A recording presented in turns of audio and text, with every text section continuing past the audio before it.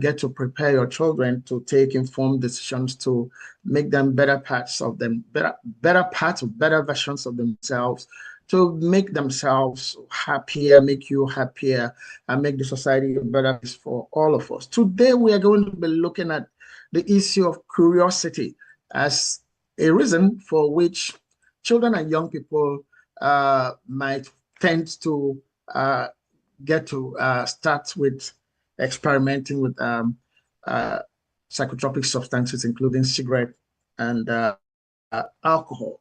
Okay, um, children are naturally inquisitive. Well, human beings were naturally inquisitive. Okay, we want to know, want to find out. It's much. It starts from childhood. We begin to we see things happen around us. We want to know what they are. We want to feel, touch, smell, taste. Just out of curiosity, if something is shiny, children want to. Have you ever wondered when your child is crawling around and there's something shiny, it takes it, picks it up? Where's the first place that object is going? The mouth. Okay, so it's a natural thing. It's a human thing. The same way they will put just a shiny piece of plastic, a shiny piece of metal in their mouth, the same way they will put some other dangerous, some other harmful substances, chemicals, not because they know what they are, so they want to take such to feel good. No, it's just curiosity. Just what is this shining thing? Okay. And there's also a reason why pharmaceutical companies advise on packages of, even prescriptive drugs, that you should store drugs away from the reach of children, especially when drugs are coated in nice looking colors and some in nice tasting coats that children putting such in their mouths tastes good until the real active ingredients in that particular not go well for the children or the family or anybody else. Okay, so there are reasons why those are. So this program for us today is our own way of saying give children, put information at the reach of children when it comes to curiosity. And we want to start today by saying, first of all, you want to know the facts about substances, of abuse. You want to know the facts about cigarettes. You want to know the facts about alcohol. You want to know the facts of other psychotropic substances like fentanyl and all of that. You don't have fentanyl and all of those other. You may not have substances, psychotropic substances like fentanyl, cocaine, morphine, heroin, and the rest at home. But don't say because you don't use, it's not your business. You are not the only family on planet Earth, not even in your neighborhood. Okay? So it's important for you to know that your children are going to relate with other children.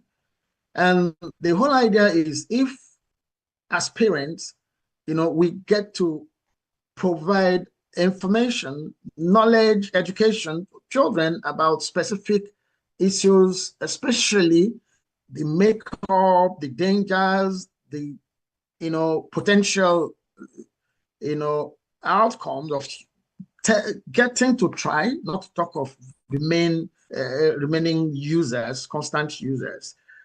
The chances are that they'll be informed and then be able to resist even when such are offered them. And even at home, they would stay away. Like we say, especially since the beginning of this season on substance use and abuse, if you like, we keep saying that if as parents you use substances like cigarettes, you smoke, you take alcohol, talk yourself up, but let your children know what the issues are. If you are struggling with any of them, trying to stop, let them know, let them hear your pain, share your story with them, don't hide. Okay, so we are not removing, okay, I'm already using, so what's the point of listening to you? Oh, you need to listen because, again, like we said, this program, the leftovers you have are likely where your children are going to start from. So it's a lot more helpful for you to let them know what the challenges about getting started on using those substances could be, including alcohol, including cigarettes. Drugs are not, that's why we do not just say drugs on this program. Okay. Uh, I started by saying even prescriptive drugs. And that's the reason why pharmaceutical companies, drug makers on the packaging of drugs say keep all medicines out of the reach of children. Even vitamin tablets, they could be abused, could lead to in the wrong doses, in the wrong age, the wrong persons could be challenging for health with facts. Okay, get ahead with facts, get the facts, and then share that fact, share those facts with your children about what those drugs could do to the body, long term, short term. Um,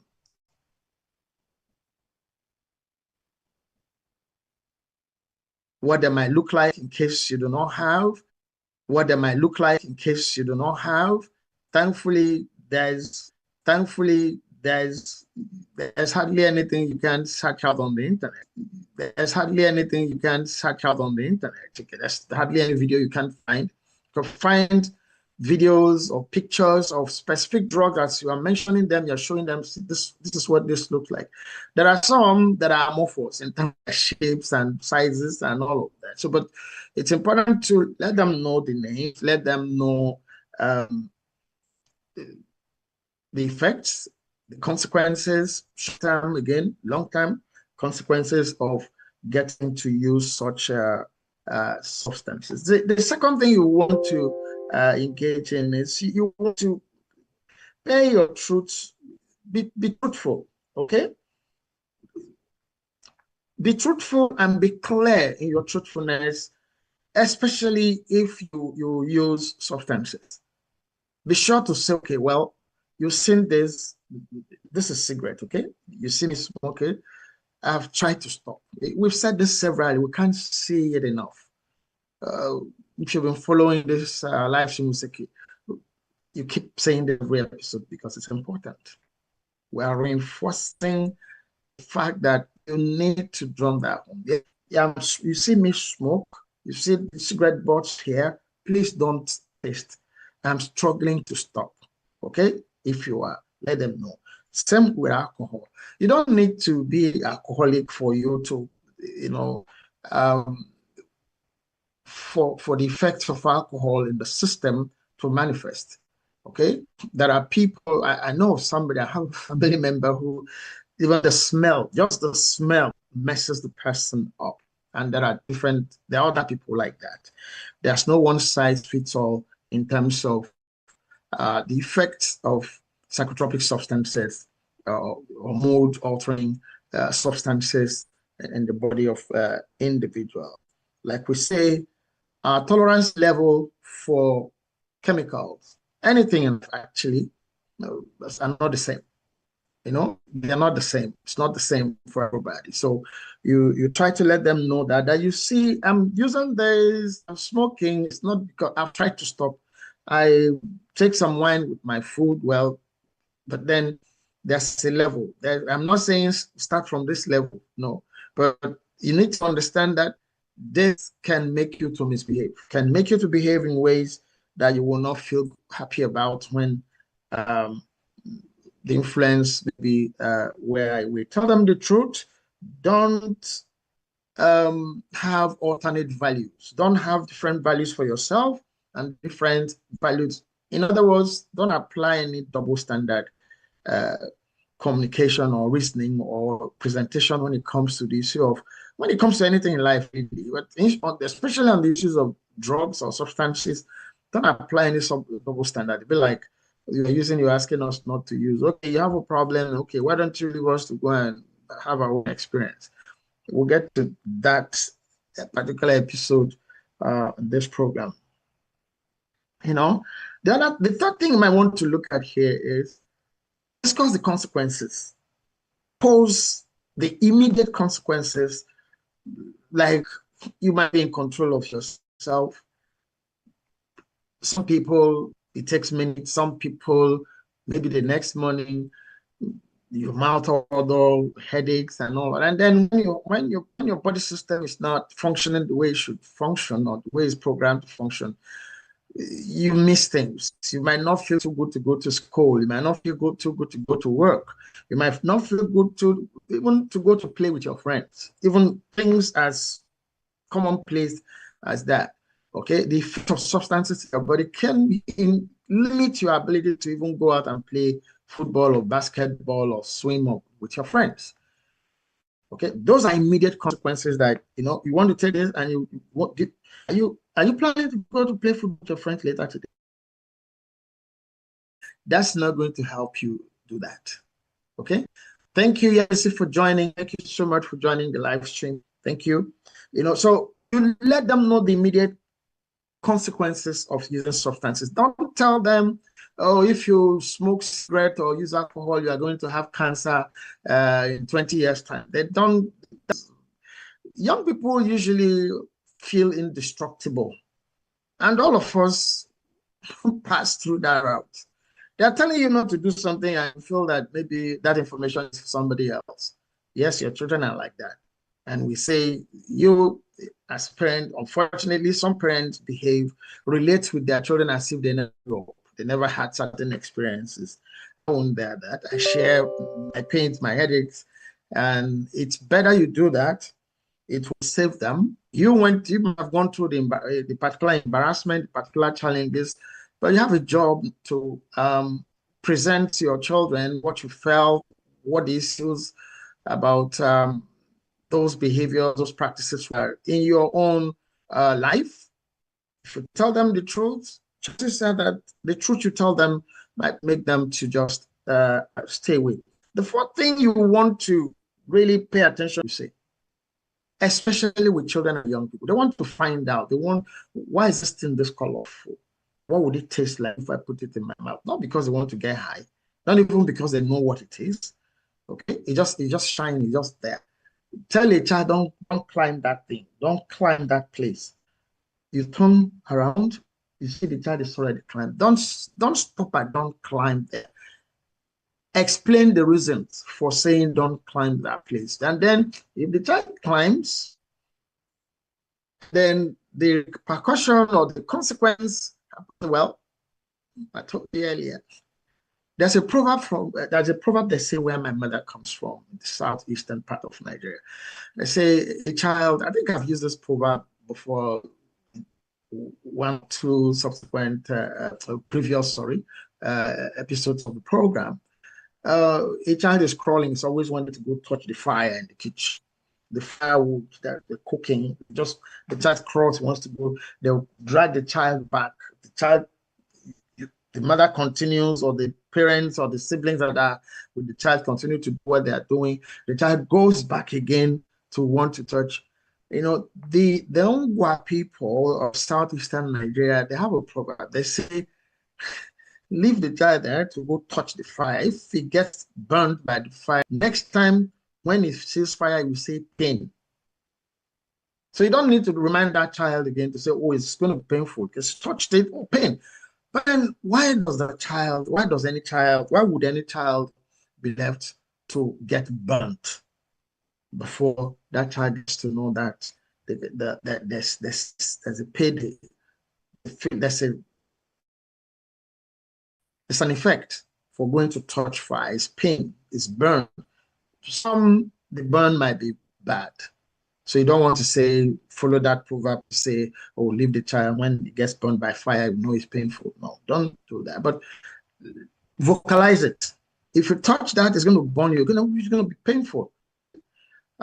Maybe you look for something that's a little bit warm, and then if you touch that, it's worse than this.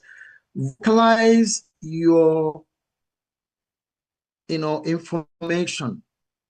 Don't just go, even for your young people, not just the children, even young, when we say young people, we're talking preteens, we're talking teenagers, we're talking like young adults.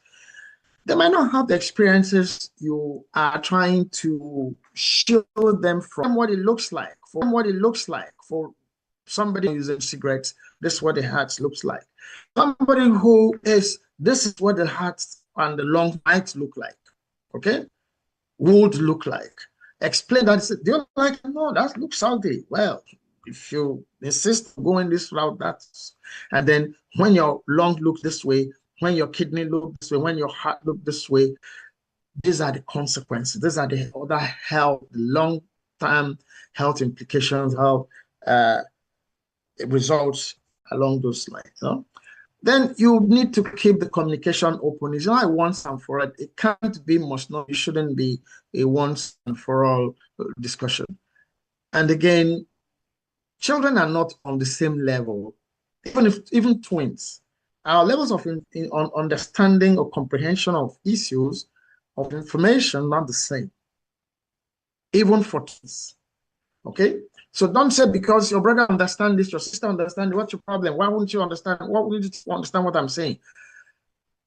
Relate with each child in accordance with what you know about that child's ability to comprehend, to process information, and be able to use such information.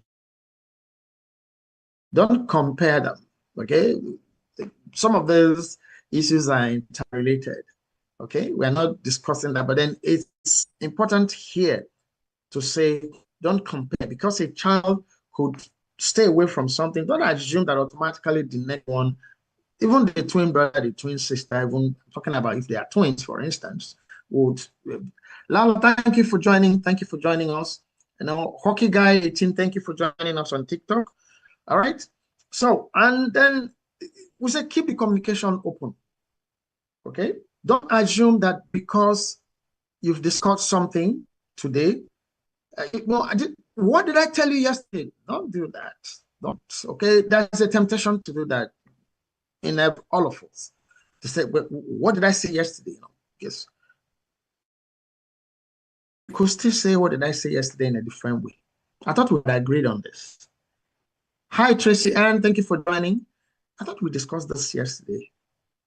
And we said, this will not be in your interest. Oh, I forgot. Well, but it's not looking like the one you talked about yesterday. Okay, it's food. Now, let new forms or let new acquaintances or new interactions with, well, substances, other friends offer, other days you see them pick up, either you see them playing with something at home that maybe you use. Okay, let such encounters be opportunities to teach, to have new discussions. So keep the communication line open. Don't say because we've already discussed this, we should know it. We're talking about human behavior. Even when we know we should not do certain things, we still go ahead, even adults, one way or the other. We find ourselves doing what we've read, we've studied, even the consequences, we know what the results are going to be. One way or the other, we still, so how much less or more your children. So don't say something and say, because you've said it once, they should get it that one time, and then there should be no further discussions about it. And then the next thing is bring down the hammer. No. Again, we are not all the same. We don't process information the same way, at the same rate, the same level. Okay. So our levels of comprehension are not the same. So there are some people that you explain certain things to once, some others you have to repeat, but be nice. Okay. So, well, as always, we have produced a video for this particular episode on curiosity for this challenge in these areas of substance use and abuse, well, and possible abuse. use lead to abuse. Okay, so the whole thing is for us to try to prevent use. They say prevention is better than cure. Okay, so children will be curious. Curiosity is a human thing. Don't fight the curiosity.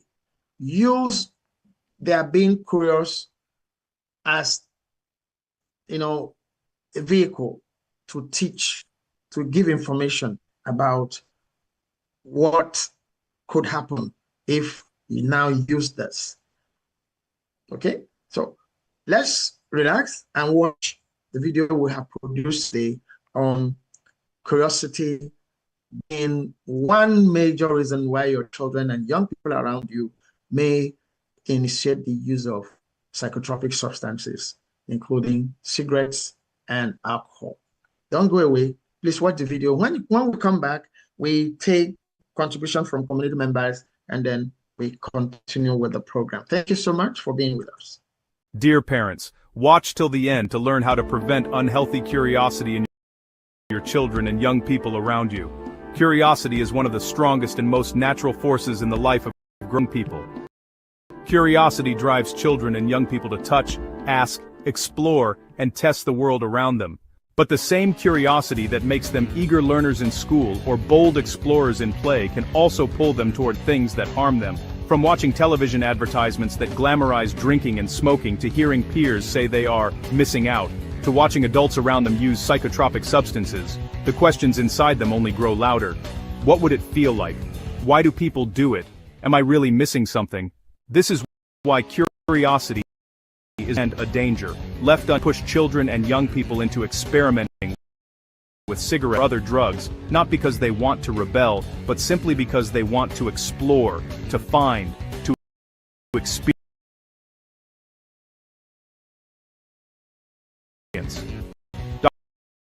Dr. Richie Adewusi reminds us in his book, The Son of Edging Young People Around You, they might still remain innately curious about alcohol, cigarettes, or other hard drugs.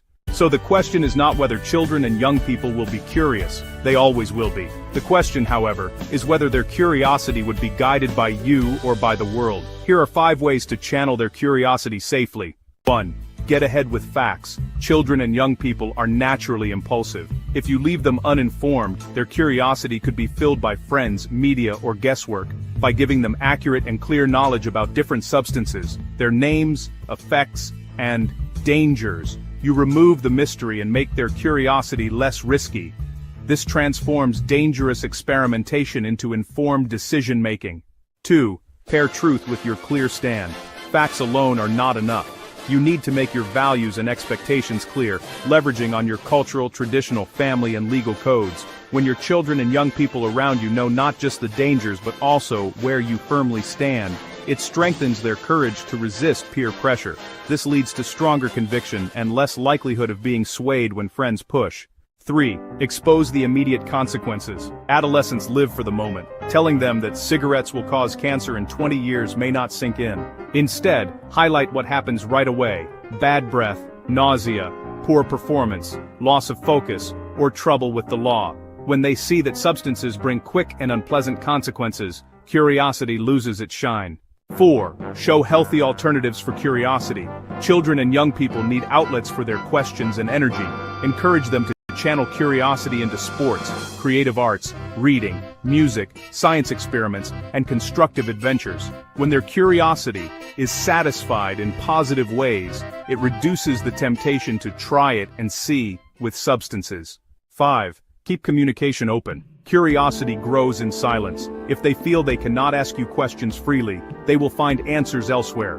By keeping dialogues interactive, honest, and judgment-free, you make yourself a safe place where curiosity is satisfied with truth instead of misdirection.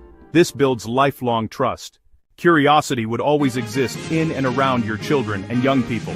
The world is loud, colorful, and persuasive, whispering to them that they are incomplete until they taste what others are tasting. But when you step ahead, guiding curiosity with facts, values, and alternatives, you turn potential dangers into opportunities. Your role is not to silence their questions, but to answer them with love, patience, and truth. And if you do this consistently, curiosity will not be the doorway to destruction, but the path to wisdom, resilience, and stronger character. Please share this video with parents. Dangers of curiosity in their children and young people around them. Comment, like, follow, and subscribe to the Slow Parenting podcast for more insightful parenting videos, not just hacks, but heart.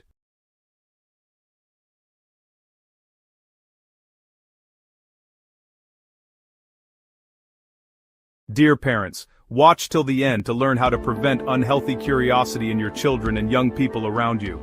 Curiosity is one of the strongest and most natural forces in the life of growing children and young people. Curiosity drives children and young people to touch, ask, explore, and test the world around them.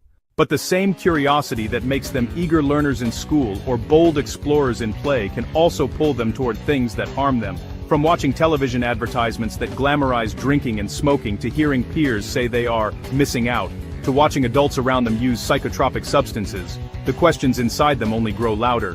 What would it feel like? Why do people do it? Am I really missing something? This is why curiosity is both a gift and a danger. Left unguided, it could push children and young people into experimenting with cigarettes, alcohol, or other drugs, not because they want to rebel, but simply because they want to explore, to find, to experience. Dr. Richie Adewusi reminds us in his book, The Sure Foundation, even if you have done an outstanding work of educating and clarifying substance use issues, they might still remain innately curious about alcohol, cigarettes, or other hard drugs. So the question is not whether children and young people will be curious, they always will be. The question, however, is whether their curiosity would be guided by you or by the world. Here are 5 ways to channel their curiosity safely. 1. The head with facts. Children and young people are naturally impulsive. If you leave them uninformed, their curiosity could be filled by here with us on the Slow Parenting podcast on Nostalgia Media. You've seen the video. Well, I try not to parrot what is in the video in the course of my own presentations here, because we know we had already produced the video and we would have outlined step by step what you need to know and what we are advising, what we are counseling you should do. I know the approaches you should take or apply in handling, the issues would have raised. So the video is there, download, it's free, share generously. Share the video generously, okay? We have some comments from community members here. We need to get into those at this point. The first one here says, have you ever noticed your children asking surprising questions about alcohol, smoking, or other substances? How did you respond in that moment? My response to that, in all sincerity, is no. I've not noticed. My children never asked me, never did. Well, because again, the reason is probably simple. And smoke,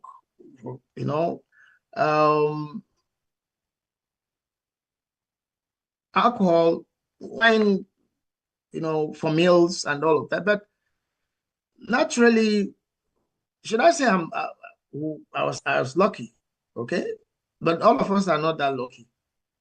And then it also it wouldn't mean that it's only if you're using that your children, if you are using any of those substances that your children would ask questions. No, they see things, they see adverts. So luckily, the answer is no. My children, none of them ever said, what does cigarettes feel like? What does alcohol taste like? No, I didn't.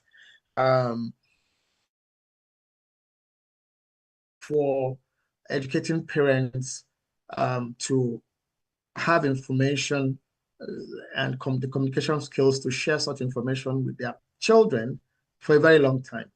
So I'll be answering that question perspective of how did you respond in those moments? Well, I have been responding even when I didn't have any such direct questions asked me by my children. But I'm children to a whole lot of young people over the years, for decades. Okay, so the whole idea of educating parents to be the educators of their children about a whole lot of life issues is out of experience from my relationship with other young people who have challenge, who I would have come in contact with, and then we decided to design these projects or these programs to help them through their parents. That's how the parent-child communication project got started at all in the first place over 30 years ago. Yes. Okay. Some of the books that you hear being mentioned in the videos as they are produced about 25, 28 years ago when I wrote them. We're just updating them, and I think my boss is in the publishing end of what to do. They informed me that those books will be available by the end of this month online. They were never available online. They were never available online. So just getting them um, updated and prepared for availability online so that anybody who wants them could go and get them online. The next question here says, I am not even sure if I should mention drugs by name or wait until they ask. What age is the right time to to start talking openly? If you have been a follower of our programming on the Slow Parenting podcast, our operational uh, dictum is old enough to ask any question by any child is old enough to give age appropriate response. Okay, there's not we don't say until at that point the things and putting in the mouth. You're not saying, oh, this is drug, is going to harm you. But if it's drug, say it. If it's even prescriptive, no, this is not good for you. This is not done. No, no, okay. You think they don't understand. You think that they will not retain what you're saying, but you might not be right. Okay. Children understand more than we think they do, even babies. Okay. So when a child picks up a prescription drug you might have left unintentionally in a place where that child gets to have access to it, have that conversation with that baby. No, this is not for you. See, drug. Eh? You might not, you don't understand what you mean by drug, but just no. We understand you. If you like, give something in exchange for that. This, yes. This, no. They understand the take. Yes. Give me. No. They understand it. Follow that trend depending their uh, on the age at which point the maybe incident or occur or happen. Okay, and he said, I'm not even sure I should mention drugs openly. It depends on the age. I'm repeating myself. Yes, depends on the age. When you're talking to preteens and early teens, please go into the compounds, the composition of even the drug. Don't just even say drugs.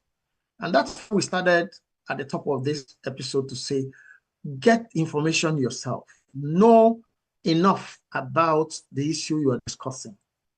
And there's so much resource online.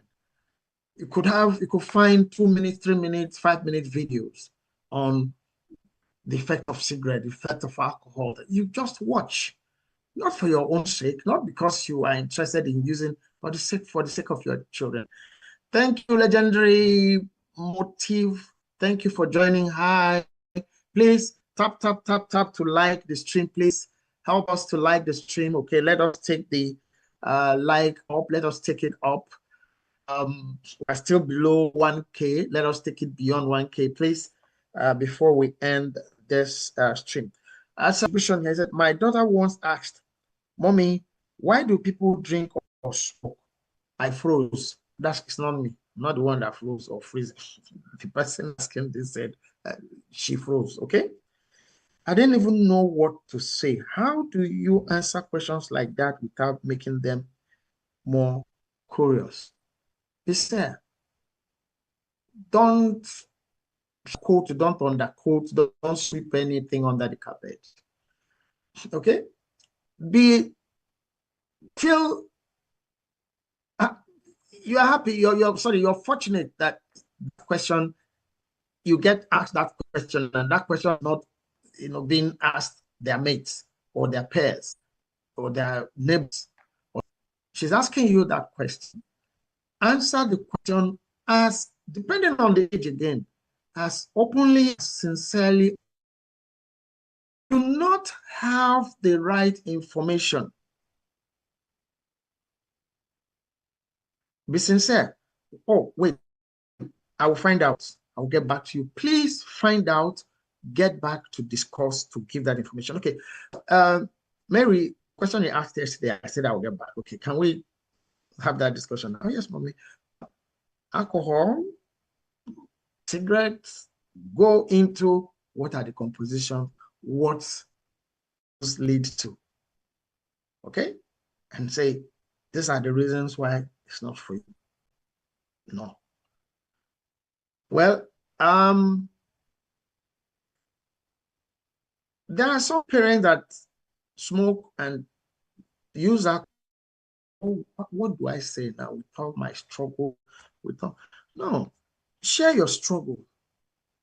Okay, let your struggle be your strength. Let them be your strength for educating. No, smoke is a wrong choice. I mean, if you feel it's a wrong choice, I'm not saying everybody who smokes is your choice, but then we're not judging anybody in this program.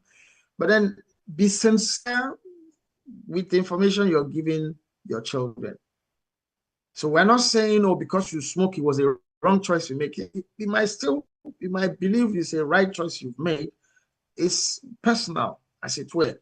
But feeling is a right or what, don't change the chemical composition of substances. So at least be able to tell your children what to. But mommy, oh, you smoke? Yes. I'm not. If you are not, again, I'm not judging. Again, we are not judging. If you are not comfortable, if you've been trying to stop, share it.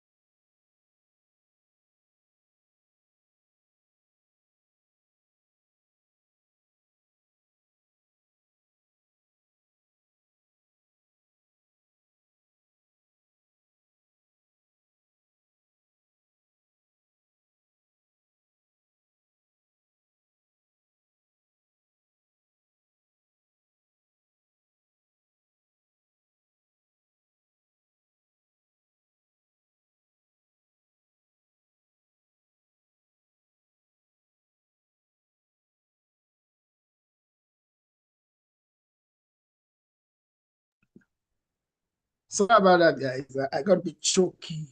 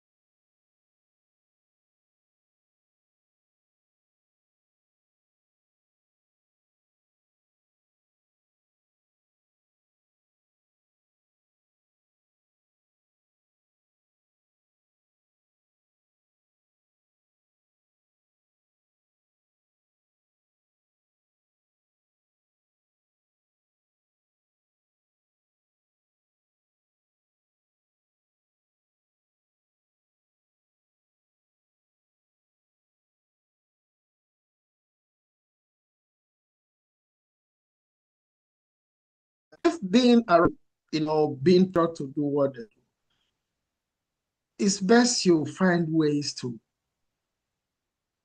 not be around them, especially at the times where they engage in those behaviors or habits that you know are not good for you. You might be using okay, welcome back, Ogosi. Welcome back. I'm inviting you to join. Okay, so you can leave your comments in chats. We'll pick up. To like the live, just tap tablet or your iPad. Just tap on the screen, then that's like. Okay, thank you so much. Just tap the screen, then your like will register. Okay. Thank you, Dylan Nzila. Thank you so much for liking the stream, for joining us. Thank you so much. Okay, someone here says, last week, my 13-year-old told me everyone tries drugs at least once. How do you respond to that without going crazy, without freaking out? Yes, you respond to it calmly. I remember several years ago, a group of young people, when the organization founded and was called Youth Aid. Okay, we formed a community. We encouraged the young people to form a community group, a club called Youth Aid Lifeline Club. And then we worked with those young people to use drama to address a variety of, thank you, Emma Lefort, for joining us, to use drama to address a variety of development issues, life issues. Drugs and premarital sex, if you like, where some of these kids, we encourage them to develop, to rehearse the skits they would have written and then present the plays. One of the plays was titled, My Name Is Not Everybody. Okay. Some of the people who played, who performed days and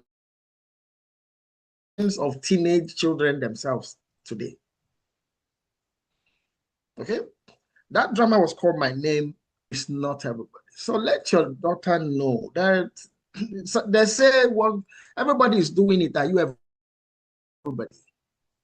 You're not everybody. That's a reason why we named you Mary. That's a reason why we named you Chidima. There's a reason why your name is Martha. Your name is John. Your name is not everybody.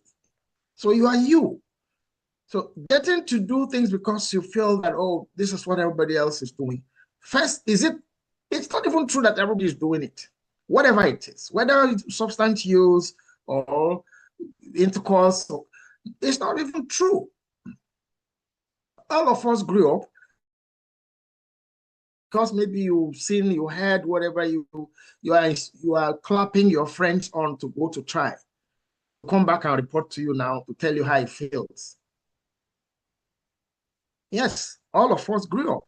So let your daughter know, first, your name everybody. Okay, if we agree on that. So that means that because that other person is not you. Get that straightened out with your daughter. Another community member here says, sometimes I feel like the more you forbid something, the more they want to try it. What's the better approach? It's a human thing. There's always it's still that curiosity. Why are they asking me not to do this? Why are they asking me not to climb here? Why did they say I should not open this door? It's not just your children, it's even you. Okay? Be open, be sincere, truthful about the consequences of just a moment, please.